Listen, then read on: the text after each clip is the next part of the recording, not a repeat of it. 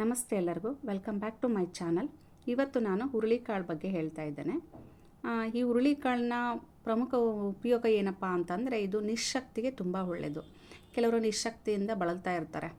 ನಾನು ತರಕಾರಿ ತಿಂತೀನಿ, ಹಣ್ಣು ತಿಂತೀನಿ, ಆದರೂ ಯಾವಾಗಲೂ ಸ್ವಲ್ಪ ಸುಸ್ತಿರುತ್ತಪ್ಪ ನನಗೆ ಅಂತ ಅನ್ನೋರು ಈ ಹುರುಳಿಕಾಳನ್ನ ಆಹಾರದಲ್ಲಿ ಬಳಸ್ರಿ, ಊಟದಲ್ಲಿ. ಅಂದರೆ ಯಾವ ರೀತಿ ಬಳಸ್ಬೋದು? ಸಾಂಬಾರು ಮಾಡ್ಕೋಬೋದು, ಪಲ್ಯ ಮಾಡ್ಕೋಬೋದು. ಆಮೇಲೆ ನಮ್ಮ ಕಡೆ ಎಲ್ಲ ಹೂರಣ ಮಾಡ್ತೀವಿ. ಇದನ್ನು ಬೇಯಿಸ್ಬಿಟ್ಟು ಅದಕ್ಕೆ ಡೈರೆಕ್ಟಾಗಿ ಬೆಲ್ಲ ಸೇರಿಸಿ ಕುದಿಸಿ ಹೂರಣ ಮಾಡ್ಕೊಂಡು ತುಪ್ಪದಲ್ಲೇ ಎತ್ಕೊಂಡು ತಿಂತೀವಿ. ಇನ್ನು ಕೆಲವರು ಕಾಳನ್ನು ಬೇಯಿಸ್ಬಿಟ್ಟು ಅದನ್ನೇ ಸಪ್ರೇಟು ರುಬ್ಬಿಬಿಟ್ಟು ಪಾನಕ ಸಪ್ರೇಟ್ ಮಾಡಿ ಮಿಕ್ಸ್ ಮಾಡ್ಕೊಂಡು ತಿಂತಾರೆ. ಅದು ಅವರವರ ಅನುಕೂಲ.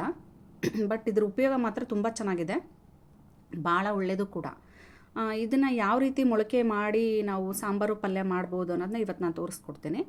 ಹೇಗೆ ಮೊಳಕೆ ಮಾಡ್ಕೋಬೇಕು, ಕೆಲವ್ರಿಗೆ ಗೊತ್ತಿರಲ್ಲ ಪಾಪ, ಅವ್ರಿಗೆ ಹೇಳ್ತಾ ಇದ್ದೀನಿ. ಇದು ಆಮೇಲೆ ಹೆಣ್ಣು ಮಕ್ಕಳಿಗೆ ಗರ್ಭಕೋಶಕ್ಕೆ ತುಂಬ ಶಕ್ತಿ ಕೊಡುತ್ತೆ ಅಂತ ನಮ್ಮ ಅಜ್ಜಿ ಹೇಳ್ತಾಯಿದ್ರು. ನಾನು ಇದನ್ನು ತಿಂತಾ ಇರಲಿಲ್ಲ ಮೊದಲು, ಅವಾಗ ಹೇಳಿದರು ಇದು ಭಾಳ ಒಳ್ಳೆಯದು. ಆಮೇಲೆ ದೇಹದಲ್ಲಿ ಯಾವುದಾದ್ರೂ ಒಳನೋವುಗಳು ಇದ್ದರೆ ಅದನ್ನು ಕೂಡ ಇದು ಕಡಿಮೆ ಮಾಡುತ್ತೆ ಅಂತೇಳಿ ನಮ್ಮ ಅಜ್ಜಿ ಹೇಳ್ತಾಯಿದ್ರು, ಅಮ್ಮನಮ್ಮ. ಅವಾಗಿಂದ ನಾನು ಹೌದಾ ಹಂಗಾದ್ರೆ ಸುಸ್ತು ಮೈಕೈ ನೋವೆಲ್ಲ ಕಮ್ಮಿ ಆಗುತ್ತೆ ಅನ್ನೋ ಪರ್ಪಸ್ಸಿಗೆ ನಾನು ಅಡುಗೆಯಲ್ಲಿ ಜಾಸ್ತಿ ಬಳಸ್ತಾ ಇದ್ದೀನಿ ಹುರುಳಿಕಾಳನ್ನ. ಇದನ್ನು ಹೇಗೆ ನಾವು ಮೊಳಕೆ ಮಾಡ್ಕೋಬೋದು ಅನ್ನೋದನ್ನ ಇವತ್ತು ತೋರಿಸ್ಕೊಡ್ತಾ ಇದ್ದೀನಿ ನೋಡಿ.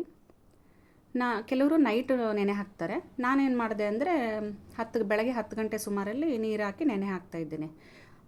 ತುಂಬ ಜನ ನೈಟೇ ಹಾಕ್ತಾರೆ.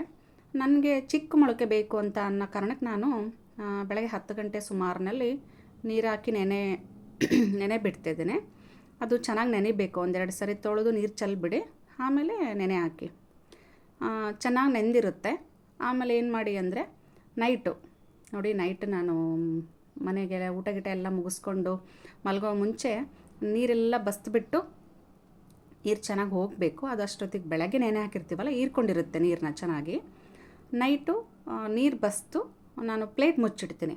ಕೆಲವರು ಬಟ್ಟೆಯಲ್ಲಿ ಕಟ್ಟಿಡ್ತಾರೆ ಮೊಳಕೆ ಚೆನ್ನಾಗಿ ಬರುತ್ತೆ ಅಂತ. ನಾನು ಸಿಂಪಲ್ ಏನಿಲ್ಲ, ಇಷ್ಟೇ ಪ್ಲೇಟ್ ಮುಚ್ಚಿ ಇಡ್ತಾಯಿದ್ದೇನೆ ನೋಡಿ. ಬೆಳಗ್ಗೆ ತೆಗೆದು ನೋಡಿದರೆ, ಬೆಳಗ್ಗೆ ಅಂದರೆ ನಾನು 10 ಗಂಟೆ ನೆನೆ ಹಾಕಿದ್ನಲ್ವ, ನೆಕ್ಸ್ಟ್ ಹಿಂದಿನ ದಿನ ಅದೇ 10 ಗಂಟೆ ಸುಮಾರಲ್ಲಿ ತೆಗೆದು ನೋಡಿದಾಗ ಈ ರೀತಿ ಸಣ್ಣದಾಗಿ ಮೊಳಕೆ ಬಂದಿದೆ. ಇದು ಪಲ್ಯ ಮತ್ತು ಸಾಂಬಾರಿಗೆ ನಾವು ಚೆನ್ನಾಗಿ ಹದ ಇದೆ ಅಂತ ಹೇಳಿ ಇದನ್ನು ಬಳಸ್ತೀವಿ ನೋಡಿ. ಇಷ್ಟು ಬಂದರೆ ಸಾಕು. ಪಲ್ಯ ಮಾಡ್ಕೋಬೋದು, ಸಾಂಬಾರು ಮಾಡ್ಕೋಬೋದು. ಹೇಗೆ ಸಾಂಬಾರು ಮಾಡೋದು ಅಂತ ನೆಕ್ಸ್ಟ್ ವಿಡಿಯೋದಲ್ಲಿ ತೋರಿಸ್ತೀನಿ. ಈ ವಿಡಿಯೋ ಇಷ್ಟ ಆದರೆ ಲೈಕ್ ಮಾಡಿ, ಶೇರ್ ಮಾಡಿ. Thank you.